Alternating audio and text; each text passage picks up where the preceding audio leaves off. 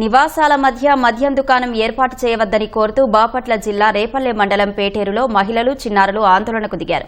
గ్రామంలో ఇళ్ల మధ్య నూతన మద్యం దుకాణం ఏర్పాటు చేసేందుకు ప్రయత్నిస్తున్నారంటూ వారు మండిపడ్డారు. మహిళలు బాలికలకు భద్రత ఉండదని, చిన్నారులు వ్యసనాలకు బానిసలయ్యే ప్రమాదముందని ఆగ్రహం వ్యక్తం చేశారు. మహిళల ఆందోళనతో రహదారిపై కొంతసేపు రాకపోకలు నిలిచిపోయాయి. పోలీసులు వచ్చి మహిళలకు సర్ది చెప్పారు.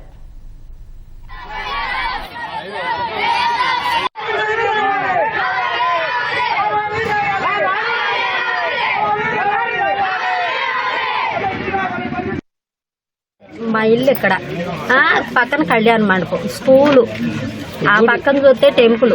మా పిల్ల ఇంజనీరింగ్ చదువుతుంది. నైట్ 10:30కి బస్సు దిగిద్ది. ఇక్కడ వైన్ షాప్ పెడతారు. వచ్చేవాళ్ళు పోయేవాళ్ళు కనీసం మేము అర్ధరాత్రి కడుపుల నొప్పి వస్తే టాబ్లెట్ తెచ్చుకోవడానికి అడుగు దూరం.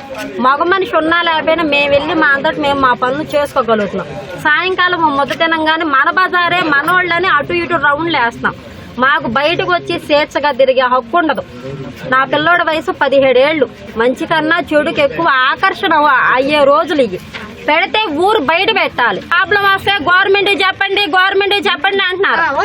వాళ్ళ దగ్గరికి వెళ్తే మేమేం చేయమమ్మా, మాదేమి లేదు, అన్ని పకడ్బందీగా జరిగిపోయినాయి, మేమేం చేయలేమని చేతులు ఎత్తేసి ఇది ఎంతవరకు న్యాయం మీరు చెప్పండి. ఇప్పుడు గుడి పవిత్రం, బడి పవిత్రం అని చెప్తాం కదా. ఆ రెండు ప్లేసుల మధ్య ఈ వైన్ షాప్ పెడతాం వల్ల వాళ్ళు ఏం నేర్చుకుంటారు? ఇక్కడ మాకు స్టడీ అవర్స్ జరుగుతాయి. పిల్లల్ని, ఆడపిల్లల్ని, టీనేజ్ పిల్లల్ని మా మీద నమ్మకంతో పేరెంట్స్ పంపిస్తున్నారు. వాళ్ళు తిరిగి వెళ్లేటప్పుడు ఇక్కడంతా కూడా కూలి పనులు చేసుకునే వాళ్ళు. పిల్లల కోసం వాళ్ళ పనులు మారుకోరు కదా.